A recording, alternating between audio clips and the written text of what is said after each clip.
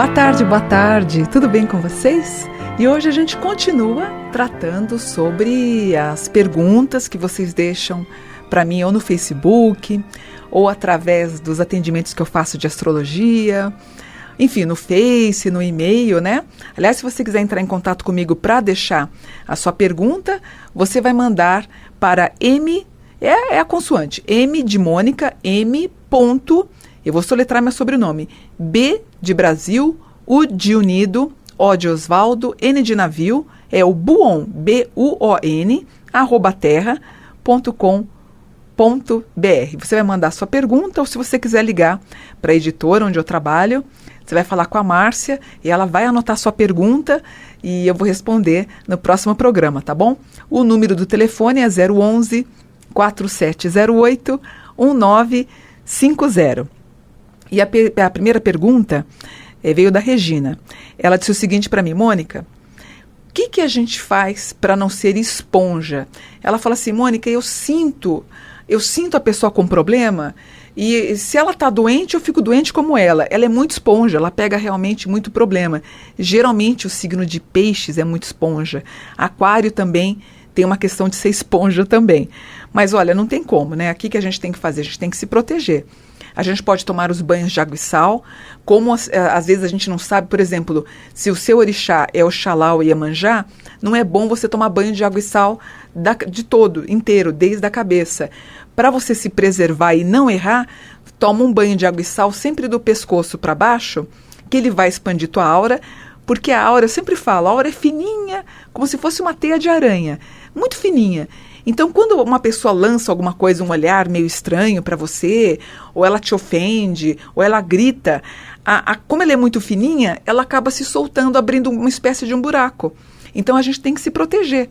E, geralmente, o que a gente faz para proteger? Os banhos de água e sal. E como é que você faz o seu banho? Você toma o banho normal? Toma o banho normal, passa o seu sabonete, tudo bem. Aí você já deixou reservado um balde de água com um pouquinho de sal. Não precisa ser sal grosso, pode ser aquele sal mesmo, o mais refinado que está na tua cozinha. Coloca uns 2 punhados, aí você vai ficar acocorado ou de joelho e começa a se banhar do pescoço para baixo. Você pode rezar o Pai Nosso. Vai jogando a água, vai se banhando, vai rezando, fica um pouquinho quietinho, fica um pouquinho lá no box do banheiro, levanta. Depois que você ficou pelo menos 1 minuto com aquele sal, aí você vai abrir de novo o chuveiro, abre a torneira, deixa cair um pouquinho de água, pode ser a morna, e depois sim, você vai dar pequenas batidinhas na toalha para você tirar o sal. Você não precisa ficar grudando com o sal e dormir com sal grosso no corpo, no sal, não precisa. Na verdade, como a gente está fazendo um movimento espiritual, também você pode ter essas delicadezas e depois você pode jogar uma água por cima, que não tem problema, porque o efeito também é benéfico. E depois que você fizer o seu banho de água e sal, é importante que você jante de forma leve. Você, por exemplo, evita comer um chocolate, porque não deixa de ser uma quisila, você tem que deixar sua aura em expansão. Chocolate é muito quente. Evite comer, por exemplo, uma comida muito apimentada. Evita alho, cebola, pimenta, tudo muito condimentado não presta, porque senão você vai perder o teu banho. Tenta dormir com roupinha clara, com uma roupa clara, um pijaminha claro, uma camiseta clara, e evita também não ter nada com ninguém sexual para você não quebrar a energia do banho. Geralmente um bom banho de água e sal chega a durar aí 15, 20, 30 dias, tem pessoas 3 meses para ela se sentir mais revigorada e você vai sentir muito bem. E essa moça, a Regina, que ela pega a energia um pouquinho, ela sente como se fosse uma esponja realmente. Quem é assim, evita visitar parentes doentes, evita ir em hospitais. Por exemplo, se você for numa delegacia, evita não sentar nos lugares assim que é muito poluído, né? Há uma poluição vibracional muito grande. Então, assim, você se conserva e fica mais limpinha. E eu aconselho essas pessoas que são esponja, evitar fazer os atendimentos, por exemplo, pessoalmente. Você até pode fazer por Skype para não pegar carga de ninguém, tá bom? Uma outra pessoa falou assim para mim: Mônica, meu marido, eu estou dormindo com meu marido e ele fica movimentado à noite, de madrugada, o que eu posso? Ele tem um sonho tão estranho, a gente está vendo que ele está sofrendo no sonho, está acontecendo alguma coisa. O que você pode fazer? Enquanto ele está dormindo, você vai esfregar suas mãos até ficar quentinho, você vai sentir, ó, que está esquentando, Aí, quando ela estiver formigada, você está com a energia concentrada nas tuas mãos. Você vai colocar sobre a cabeça dele e você pode mandar tanto uma energia de reiki, né? Você pode falar cura, cura, cura, cura, cura, sem parar, cura, cura, cura, ou bem, bem, bem, bem, ou mentaliza o anjo da guarda dele junto a ele. Você pode rezar um Pai Nosso, mas isso ajuda para que ele tenha um sono tranquilo. Você pode fazer isso com seu bebê, você pode fazer isso com o seu nenenzinho, com o seu filho de 3, 4, 5 anos, você pode fazer. No seu marido, você pode fazer durante a oração. E aí você vai sentir uma vibração muito mais tranquila, que ele vai começar a ter sonos mais tranquilos. Então, se você nota que ele está tendo um sono nervoso, agitado, inquieto, você pode fazer oração, mandar boas energias para ele. Também evita condimentos pesados, que isso atrapalha também nessa proteção espiritual. Por exemplo, quando você faz o banho de água e sal, evita comer carne vermelha sangrando. Não pode, você quebra toda a proteção. Não adianta você fazer uma oração para o teu anjo da guarda, em seguida você jantar, comer aquele prato de comida sangrando. É totalmente contraditório o que você está querendo, né? Isso, ela acaba despurificando a energia da tua aura, né? Por exemplo, eu já sou vegetariana há 53 anos, eu me predispus a fazer isso, né? Há 30 também, que eu tenho uma proposta das energias para eu ter essa captação angelical, então eu me propus eu não tomo nada alcoólico, já tem muito tempo assim que eu me reservo mais na minha chácara, né? Então você pode fazer essa limpeza, esse tipo de controle mais espiritual, caso você faça atendimento, mas é muito pessoal. Eu não indico ninguém fazer isso que eu faço. É uma questão minha, é uma coisa que eu gosto e que eu preciso para me sentir bem com os meus estudos, com os meus pedidos. Eu sinto que quando eu oro, eu faço as minhas orações 5:30 da manhã e depois que eu vou dormir, eu peço para as pessoas que passam por atendimento comigo e elas relatam que sonharam comigo ou sonharam com o anjo guardião. Assim, é muito legal isso, né? Então, quando eu me predisponho então a fazer esse tipo de oração, a gente tem um trabalho que já é feito há muito tempo, a gente se predispõe a fazer as orações, os banhos de água e sal e tudo mais, para ter uma aura cada vez mais em expansão, para que eu possa com isso ter esse condutor de energia junto ao anjo da guarda. Mas mande o reiki aí para o seu marido, para o seu filho, eu tenho certeza que eles vão se sentir bem melhor, tá bom? Uma outra pessoa falou assim para mim, Mônica, eu tenho um parente com esquizofrenia e ela ouve vozes. Isso é mediunidade? Há um padrão mediúnico? Isso é muito delicado. Geralmente, olha, eu exerço a mediunidade, o estudo da mediunidade há 38 anos. Em muitos casos, as pessoas que veem espíritos, ouvem espíritos, que ela é muito nervosa, agitada, nervosa, muitas pessoas elas podem ter um padrão ou alguma coisa com esquizofrenia e nem está sabendo disso. Então ela deveria inclusive tomar medicação para isso. Eu recebo muitos e-mails nessa perspectiva de pessoas que você vê claramente a questão da esquizofrenia e que ela não está sendo tratada. Na verdade, como é que você entende? Por exemplo, como é que eu entendo que eu, Mônica, não sou esquizofrênica por ouvir, sentir, pressentir e uma outra que tenha? A esquizofrenia, quando a pessoa tem esquizofrenia e começa a ter esses movimentos espirituais, é quase incessante. Ela fica praticamente 24 horas ou incorporando os espíritos, ou ouvindo vozes, ou psicografando de modo frenético, e tem gente até que inclusive que nem se alimenta. Acabam caindo no processo de compulsão, de maníacos depressivos. Então é muito diferente. Eu tenho um controle, né? Que nem eu estou aqui na rádio, estou fazendo o programa, legal. Eu chego em casa, eu estou fazendo as minhas orações, mas assim, tem pessoas que chegam a fazer orações o dia inteiro. Não deixa de ter um padrão que deve ter um cuidado médico. A esquizofrenia é algo assim enigmático, né? Eu acho que é algo que a gente ainda não tem a capacidade para entender. Eu lembro em 97, se eu não me engano, eu levei para casa uma moça de rua. Ela dormia na rua, nas ruas de Niterói. Talentosíssima, incrível. Ela morava em Niterói, eu a descobri, falaram dela para mim, porque ela era uma flautista impressionante.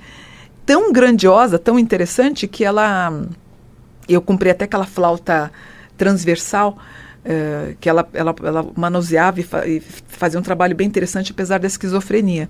E ela foi morar comigo, ela ficou uns meses comigo, ela tinha que tomar remédio todo dia, tinha um talento musical, tanto que ela foi no Jô Soares para mostrar o talento dela, mas era esquizofrênica. E você sabe que ela chegou a dar à luz na rua 2 crianças, ela não entendia o que era, e quando ela chegou na minha casa, ela tinha 2 bonequinhas, tipo Suzy, tipo Barbie, não sei. E a gente perguntava, o que são essas bonecas? Ela falava, são minhas filhas. Depois eu fui descobrir, falando com um órgão que levou ela para mim, que ela tinha dado à luz na rua 2 crianças, mas ela não tinha a menor consciência. Ela tinha um talento musical incrível. Eu acabei levando ela depois para a Bahia, ela fez parte do grupo de Dá, chegou a gravar um filme com... Esqueci o nome, com o diretor da família Barreto. Ela gravou, inclusive, um filme com eles, foi uma participante do filme. E talentosíssima, mas tinha esquizofrenia e às vezes se recusava a tomar os remédios. E uma pena, né? É mais ou menos isso. Havia nela, em alguns momentos que ela se negava a tomar o remédio, ela saía completamente fora do eixo, e eu soube depois em Salvador, na Bahia, que ela fugia algumas vezes, porque ela se... Enfim, o que eu estou querendo falar isso? A esquizofrenia, ela tem um padrão diferente, porque é obsessivo. A pessoa fica o dia inteiro com uma obsessão, como um toque, né? Eu tenho uma pessoa que eu conheci também, ela ficava o dia inteiro só lavando o banheiro, chegava a mão até a sangrar os dedos, né? A cutícula sangrando, machucando, de tanto que ela ficava esfregando o chão do banheiro. E em seguida ela ia para a sala e ficava rezando os salmos de ponta a ponta até 3 horas da manhã. Então há um padrão aí de esquizofrenia. Então é diferente, quer dizer, eu tenho controle do que eu faço, porém essa pessoa que tem, uma pessoa que está recebendo entidades o dia inteiro, há um descontrole, em tudo e em todos ele acaba vendo macumba, trabalho feito, pode estar aí tendo algum processo maníaco-depressivo. Então a gente tem que tomar cuidado. E geralmente as pessoas com esquizofrenia também, elas ouvem as vozes, veem vultos, e isso pode tomar uma dimensão muito grande, tá? Uma outra pessoa perguntou assim para mim, Mônica, o que é Kizila? Kizila é uma regra de conduta do candomblé e também da Umbanda. Por exemplo, eu sou feita no orixá do santo, já tem 38, 39 anos. Então, existe um padrão que eu tive que respeitar e que eu sigo até hoje, né?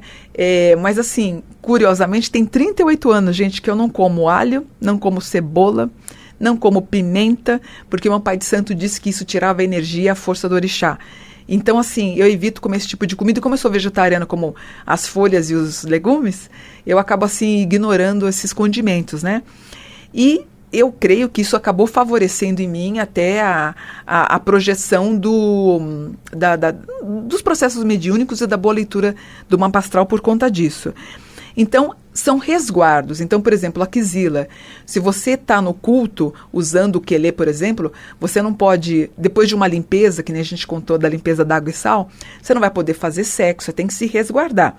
A Kizila, por exemplo, você não pode, quando você está de resguardo, tomar banho de mar, você não pode entrar em cemitério, tem gente que tem pavor em entrar em cemitério, é uma Kizila do teu orixá. Os filhos de Xangô têm pavor de entrar em hospital e em cemitério. A bebida alcoólica, dependendo do que você for fazer, do segmento espiritual que você for fazer, temos que evitar a bebida alcoólica. Por exemplo, roupa preta também é uma coisa que eu evito. Eu gosto muito de usar as cores mais claras, né? Roupa preta é Kizila para quem é do santo, para quem é do culto de Umbanda ou do Candomblé. Comer resto dos outros, uma coisa assim que é impraticável para quem é do culto. Nem pensar de você ficar pegando o resto de comida. Aliás, isso atrasa a vida pra caramba, viu?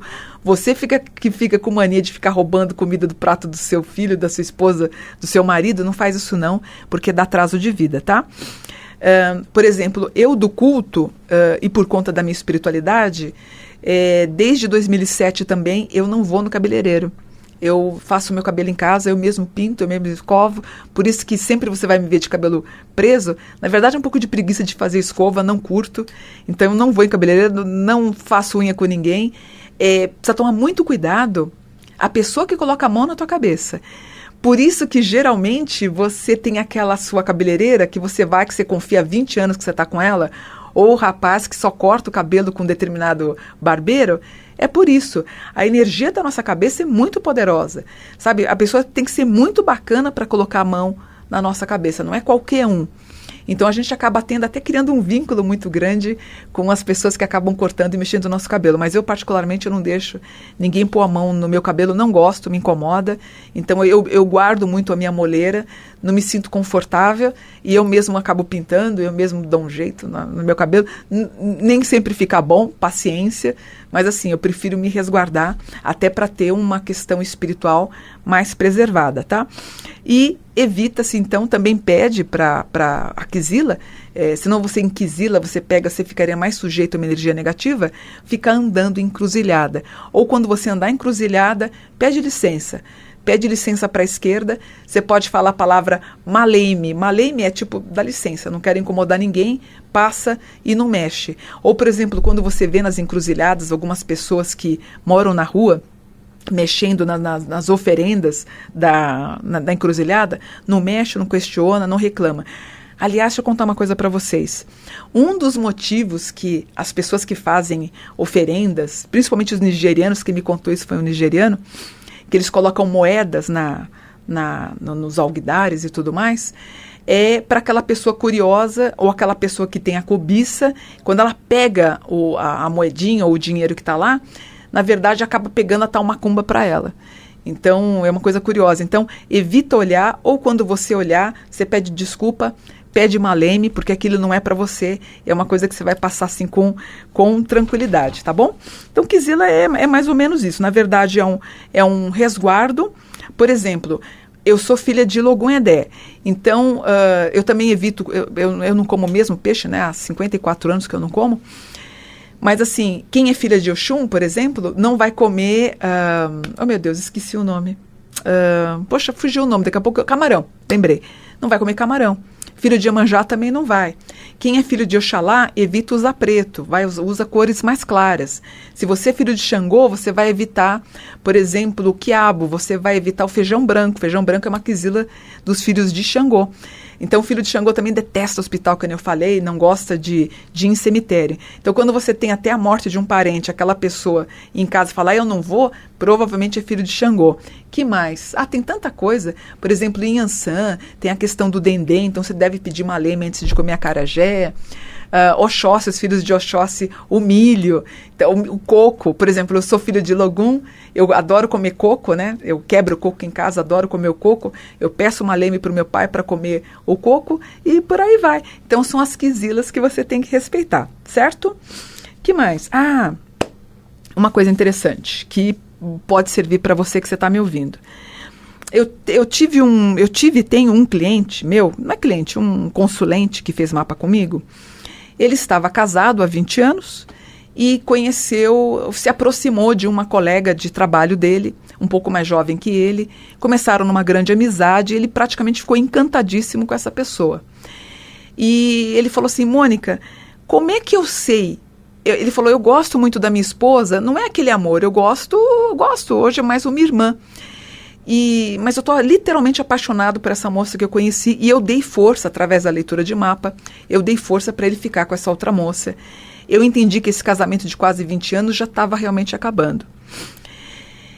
E ele falou, como é que eu sei, Mônica, que essa segunda pessoa que eu conheci é a mulher da minha vida? Eu só disse para ele o seguinte, o amor tudo vence. A palavra coragem e coração tem a mesma raiz. Então, o amor proporciona para a gente a coragem que a gente precisa.